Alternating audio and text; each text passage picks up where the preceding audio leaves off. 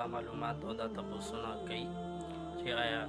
د شاذلیه کې تاسو شاذلیه کې که نقشبندیه کې نو د یاد ساتئ ځینې کسانو دا ویلي دي ماته چې د شاذلیې څه کسان دي شاذلیه کې الحمدلله ښه خلک دي د دې چې کوم باني دي دغه اوس فی الحال چې کوم یو دی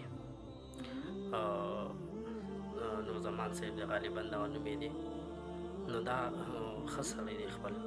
اختلاف دا چا وی که نه خو ښه سړی دی بل دا ده چې په دې کې یو څو تشخیصونه دي چې په هغې باندې کسانو له یو څو د علاجونو د هغې طریقې دي چې په هغې باندې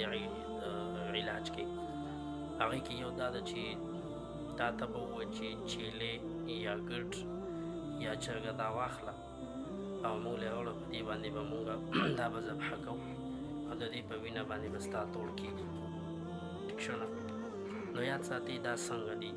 نو دا جایز نه دي د هغې وجه دا ده چې څنګه چې د علاج یو بل اړخ چې هغه د غیر الله نه د الله د کتاب نه غوټ یو بل شي د په هغې علاج کې چاله لکه مطلب داسې د حدیثو دغه سره د هغې تعلق نه وي داسې د وینه پلید شی دی په دې باندې علاج نه کېږي او نه په دې باندې توړ کېږي نو که دا عقیده د چا وي چې په دې باندې توړ کېږي یا په دې باندې علاج کېږي دا بالکل غلطه ده ټیک شو یا په دې کې د شیاطینو نه څوک مدد اخلي نو دا بالکل جایز نه دي او بالکل دا غلطه ده نو لہذا د تاسو چې کله علاج کوئ د الله د کتاب نه د نبی علیه صلات وسلام د حدیثو په روشنایو د هغې په رڼا کې کوئ که د هغې نه هټ کړه په یو بل شي باندې څوک علاج کوي نو کو طالب وي که عالم وي که امي وي څوک هم چې وي نو دا ښه نه ده نه جایز نه ده یو کس هم دا جایز نه وي په دې باندې که تاسو نه څوک پیسې اخلي هم دا ټیک نه ده او ستاسو مال ضایع کېږي مو بل دا د قیامت کې به الله تاسو نه دا زیاده پیسو ده اسراف د پیسو دی په دې کې به الله تاسو نه قیامت کې بیا تپوس کوي او لہذا دا د یقیني مسله هم ده